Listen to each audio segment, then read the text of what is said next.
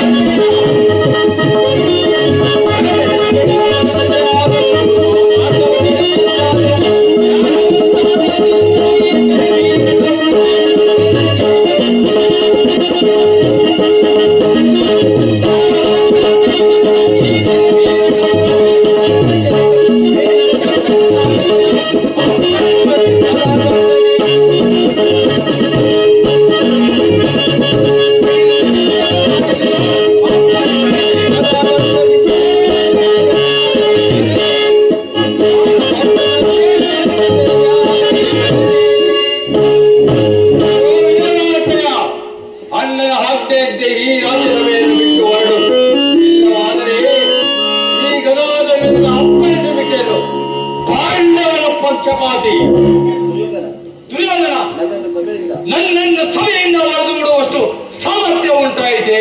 ಛೇ, ಅವಿವೇಕಿ! ನೀನು ಎಷ್ಟೇ ಯೋಗ್ಯನಾದರೂ ನನಗೆ ತಿಳಿದಿರುವ ನ್ಯಾಯ ನೀತಿಯನ್ನೇ ಹೇಳಿಯೇ ತೀರಬೇಕು. ಪಾಪಿ! ಜಗದೊಡೆಯನಾದ ಶ್ರೀಕೃಷ್ಣ ಪರಮಾತ್ಮನನ್ನು ಜರಿದಾಡುತ್ತಿರುವ ನಿನ್ನ ನಾಲಿಗೆ ಸೇರಿ ಹೋಗಬರದೆ ಹೇಳುವೆನು, ಕೇಳು.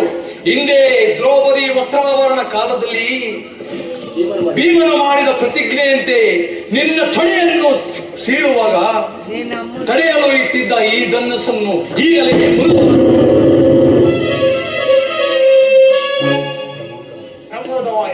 ಪ್ರಮೋದವಾಯಿತು.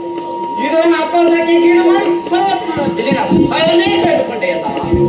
ಕರ್ಣ, ಇನ್ನೂ ಸಹ ಈ ವಿದುರನ ದೊಡ್ಡ ಬೆದರಿಕೆಗೆ ಹೆದರುವಂತಿದೆಯಲ್ಲ. ಈ ವಿದುರನು ಎಂದು ತಾನೇ ಬಿಲ್ಲನ್ನು ಹಿಡಿದು ಯುದ್ಧವನ್ನು ಮಾಡಿರುವನು. ಆ ಬಿಲ್ಲಿನಿಂದ ನಮಗಾಗುವ ಪ್ರಯೋಜನವಾದರೂ ಏನು? ನೀನು ಹೆದರಬೇಡ, ಧೈರ್ಯವಾಗಿ. ಈಗ ಎಲ್ಲರೂ ಕೇಳಿರಿ. ದೂತನಾಗಿ ಬರುತ್ತಿರುವ ಆ ಕೃಷ್ಣನಿಗೆ ಸಭೆಯಲ್ಲಿ ಯಾರಾದರೂ ಎದ್ದು ನಮಸ್ಕರಿಸಿದ್ದೇ ಆದರೆ ಅಂತವರನ್ನು ಕೂಡಲೇ ಸಭೆಯಿಂದ ಹೊರದೂಡುವನು. ಎಚ್ಚರಿಕೆ! ದುಶ್ಯಾಸನ, ಎಲ್ಲಿ ನಮ್ಮ ಸೈನ್ಯಾಧಿಕಾರಿಗಳ ಪಟ್ಟಿಯನ್ನು ಸಿದ್ಧಪಡಿಸು ಎಂದು ಹೇಳಿದ್ದನಲ್ಲ, ಸಿದ್ಧವಾಗಿರುವುದು ಅಗ್ರಜ. ಎಲ್ಲಿತ ಆ ಕೃಷ್ಣನು ಬರುವಾಗ ನಾನು ಅದನ್ನೇ ನೋಡುತ್ತಾ ಕುಳಿತುಕೊಳ್ಳುವನು.